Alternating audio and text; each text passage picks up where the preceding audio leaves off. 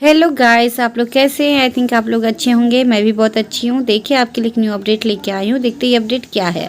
यह एक official letter आ रही है विभाग के द्वारा। यह शिक्षकों के स्थानांतरण के बारे में, कैसे उनका आवंटन स्कूल होगा, उनको कैसे स्कूल अलॉटमेंट किया जाएगा, उसी के मार्गदर्शिका है। यह दिनांक देख सकते 23 मार्च 2025। स्थानांतरित शिक्षकों को विद्यालय तो मार्गदर्शिका।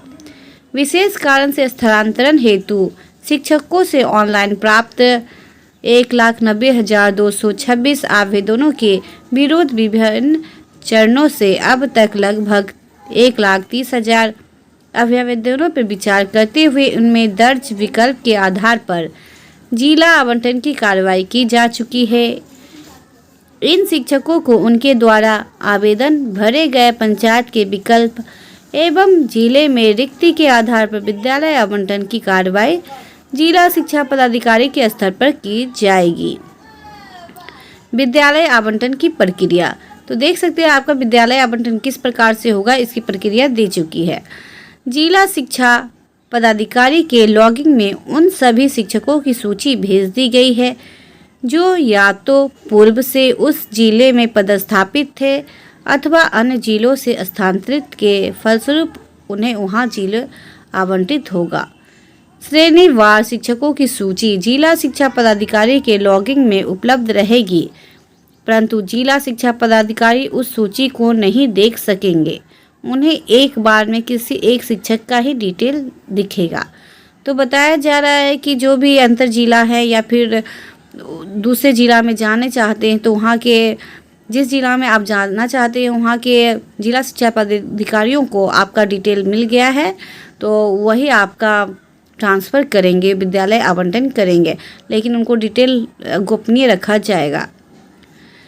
जिला शिक्षा पदाधिकारी के लॉगिंग में शिक्षक का नाम एवं शिक्षक आईडी नहीं दिखेगा, परंतु केवल अन्य विवरण यथा शिक्षकों की कोटि, विषय, वर्ग उसके द्वारा भरा गया पंचायतों का विकल्प प्रदर्शित होगा। तो देखिए, शिक्षकों का नाम नहीं दिखाया जाएगा, आपकी आईडी क्या है वो नहीं दिखाया जाएगी, ये गोपनीयता रखी जाएगी। बस विषय, वर्ग और पंचायतों का नाम दिखाया जाएगा। उन्हें यह भी ज्ञात नहीं होगा कि शिक्षक पूर्व से कहाँ पदस्थापित है एवं उन्होंने किस प्रकार से स्थानांतरण हेतु आवेदन दिया है। उद्देश्य है कि स्थानांतरित की कार्रवाई पूर्ण पारदर्शिता के साथ हो एवं उससे पूरी गोपनीयता बरती जाए ताकि जिला शिक्षा पदाधिकारियों पर किसी प्रकार की अनावश्यक दबाव ना हो एवं निष्पक्षता के साथ विद्यालय आवंटन की कार्रवाई ससमय पूरा कर सके।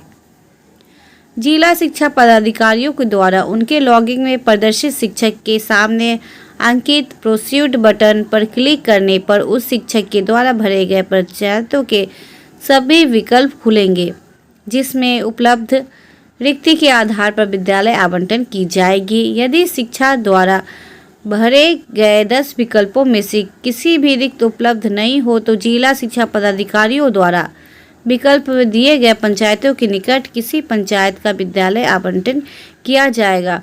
जो आपने विकल्प दिया था पंचायतों का नाम, अगर वहाँ पे नहीं वैकेंसी रहेगी, सीटें खाली नहीं रहेगी, तो आपको जो 10 पंचायत का नाम दिए हैं उसमें नहीं सीटें खाली रहेगी, तो आपको कोई अन्य निकट के पंचायत में भी आपका स्कूल आवंटन कर दिया जाएगा।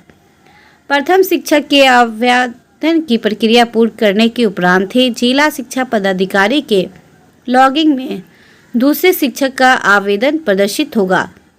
तो पहले एक शिक्षक का आवंटन हो जाएगा विद्यालय, इसके बाद ही दूसरे शिक्षक का आवेदन खुल पाएगा। उक्त के आलोक में पूर्ववत प्रक्रिया पूर्ण की जाएगी। स्पष्ट किया जाता है कि जिला शिक्षा पदाधिकारी किसी शिक्षक के आवेदन को स्किप नहीं कर सकेंगे। तो शिक्षा पदाधिकारी के द्वारा किसी का भी आवेदन को हटाया नहीं जा सकता, स्किप नहीं किया जा सकता। उनको विद्यालय आवंटन करेंगे तभी वो डाटा हटेगा। उनके लॉगिंग में प्रदर्शित शिक्षक के संबंध में विद्यालय आवंटन की कार्रवाई पूर्ण करने के उपरांत ही क्रमवार दूसरे शिक्षकों से संबंधित विवरण प्रदर्शित होगा। इस प्रकार बारी बारी से सभी आवेदनों में दिए गए विकल्पों के आलोक में विद्यालय आवंटन की कार्रवाई जिला शिक्षा पदाधिकारी द्वारा की जाएगी। जिला शिक्षा पदाधिकारी द्वारा विद्यालय आवंटन के उपरांत संपूर्ण सूची निदेशक प्राथमिक शिक्षा के लॉगिंग पर प्रदर्शित होगी। निदेशक प्राथमिक शिक्षा के उक्त सूची को अप्रूव किया जाएगा। तत्पश्चात स्थानांतरण पदस्थापन आदेश जिला शिक्षा पदाधिकारी संबंधित शिक्षक के लॉगिंग में इस शिक्षा कोष पर प्रदर्शित होगा। जिला शिक्षा पदाधिकारी द्वारा उक्त सूची के आलोक में पदस्थापन आदेश हस्ताक्षरित कर ई शिक्षा पोर्टल पर अपलोड किया जाएगा। पदस्थापन आदेश ई शिक्षा कोष पर संबंधित शिक्षक, संबंधित प्रधान शिक्षक या प्रधानाध्यापक जहां शिक्षक पूर्व से पदस्थापित है एवं जहां शिक्षक का स्थानांतरण हुआ है तथा संबंधित जिला शिक्षा पदाधिकारी जहां शिक्षक पूर्व से पदस्थापित के लॉगिंग में प्रदर्शित होगा। विद्यालय आवंटन की कार्यवाही 15 जून 2025 तक पूर्ण की जाएगी। तो विद्यालय आवंटन की जो डेट दिया गया है वो 15 जून तक दिया गया है। तो देखिए 15 जून तक क्या सभी का स्कूल आवंटन हो जाता है कि क्या फिर से हमारी विभाग लेट लतीफ़ दिखाती है या डिले करती है, वो तो देखने वाली बात होगी। लेकिन उम्मीद कर सकते हैं, उम्मीद की किरण जगी है कि जल्द ही हम लोग का विद्यालय आवंटन हो जाएगा। स्पष्ट किया जाता है कि उक्त कार्रवाई स्वयं जिला शिक्षा पदाधिकारी के द्वारा ही की जाएगी। इस कार्य के लिए किसी प्रकार का डेलीगेशन किसी अन्य पदाधिकारियों को मान्य नहीं होगा। सभी संबंधित शिक्षक अपने लॉगिंग में उपलब्ध स्थानांतरण पदस्थापन आदेश के आलोक में नव पदस्थापित विद्यालयों में दिनांक 23/6/2025 से 30/6/2025 तक योगदान देना सुनिश्चित करेंगे। नए विद्यालयों में योगदान की तिथि से वे पुराने विद्यालय स्वतः विरमित समझे जाएंगे। तो आपका विद्यालय आवंटन हो जाने के बाद आपको अपने विद्यालय में योगदान करना कब से कब 23 जून से आपको 30 जून तक अपने विद्यालयों में योगदान देना होगा। नए विद्यालयों में योगदान करके ही आप पुराने विद्यालय से विरमित समझे जाएंगे। संबंधित शिक्षकों को निर्गत स्थानांतरण पदस्थापन आदेश के आलोक में नव पदस्थापित विद्यालयों में योगदान करना अनिवार्य होगा। तो जो आपने फॉर्म भरा है और आपको नया विद्यालय अलॉटमेंट हो गया है तो आपको जाना कंपलसरी होगा। यह इसलिए जाना जरूरी होगा अपने नए विद्यालय में। यह इसलिए अति आवश्यक है कि क्योंकि शिक्षकों के बड़े पैमाने पर स्थानांतरण हो रहा है। सभी जिला शिक्षा पदाधिकारी इसे सुनिश्चित करेंगे।